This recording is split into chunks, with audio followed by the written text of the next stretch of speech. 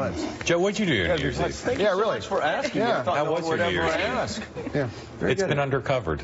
It has been undercovered. Well, usually, like, you know, the cameras around me at all times. Yeah, but in this case, under the radar. What'd you do? Under the radar. Well, as you know, because of the tweeters last night, actually, there was one said that I partied with Trump all night. Like, right out of a kiss thing. And what was his, rock and roll what was his evidence of that? And partied every day. What was his evidence of that? He had none. There was a New York Times article that said that I was among the revelers at Trump's party, but that actually wasn't. That's in Mar-a-Lago, right? Yes, Mar-a-Lago. That's in Florida. Florida. So the New York Times called you and asked you if you had been amongst the revelers and you denied it? No, nobody called me and asked me anything. Really? Yeah. But you were on the property. I was on the property. You were at Mar-a-Lago. That's correct. That's accurate. That's accurate, yeah. So what happened was, we had a meeting at 7 o'clock. I guess he wanted to meet with us before. We were trying to set up an interview. And so, as journalists do. Oh, well, judging from the response that I get every time I meet with anybody associated with him, no journalists have ever done this before. 60 Minutes has never gone to a president or a principal or the New York Times, and certainly Tom Brokaw never did, and we know Ben Bradley never did. You know, Chinese wall between politicians and journalists. So we went and had a good 15, 20-minute talk with him. But everybody was in their tuxes, and it was all wonderful, and, you know, Sylvester. Did you feel odd? You weren't wearing a tux? I did, but, you know, there are a lot of interest. As we've said before, my kids and I have stayed at Mar-a-Lago, you know, 4 or 5 years in a row. And then he had the bad taste to run for president of the United States, and then suddenly it became a terrible thing, so we didn't stay this year. Yeah, went in, talked to him, but yeah, there was only one entrance. And so we had to walk in, you know. Amidst the revelers. Amidst the revelers, yeah. Underdressed, of course. Everybody's in tuxes, and, you know. So just for the record. So we marched around sort of the perimeter of the revelers. This was pre-reveling, because I think the party started inside wherever they went. And then we walked up to the stairs and kind of hid because we were underdressed, and for about 30 seconds, and then marched upstairs and talked to the president-elect for about 15, 20 minutes. So you were off the property at what time? The witness is under oath, I'll remind you. If I were there at, we probably were delayed, probably got there about 7:30, probably off the property by 7:50. Okay, did you wear any funny hats?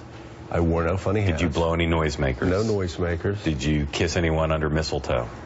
Well, yes, but I didn't know Mike Barnacle was going to be there too, and it seemed like the thing to do. No reveling, if that's what you're asking. So, but yeah, it is interesting, isn't it? But I guess it's not. People are all. It's the age of Twitter.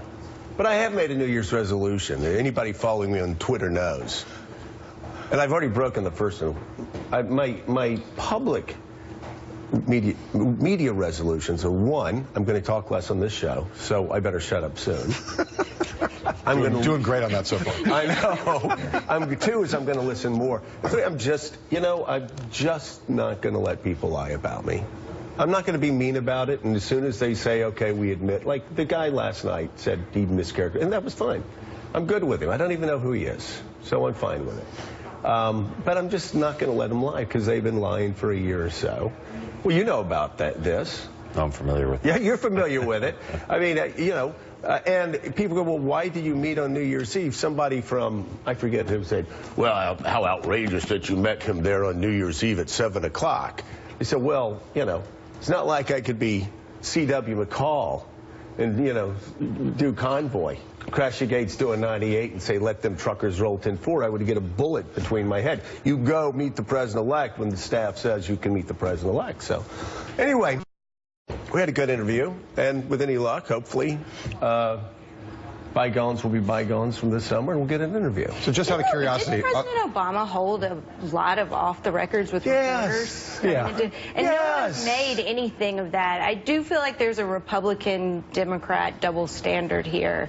And I have mixed feelings on the off-the-records some of the time. I get why they do it, but then at the same time, what are you sacrificing for? It's a double-edged sword. I'll tell you, and I've said this all along, Meek and I have known and have been friends with Donald Trump for a decade, 10, 11 years.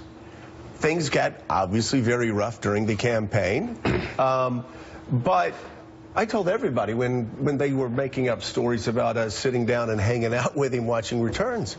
So the irony of this is, and nobody ever reported this, that Meek and I spent more time consecutively with Barack Obama in the Oval Office one-on-one than we ever did with Donald Trump, which was like 90 minutes straight, talking policy. It was all off the record.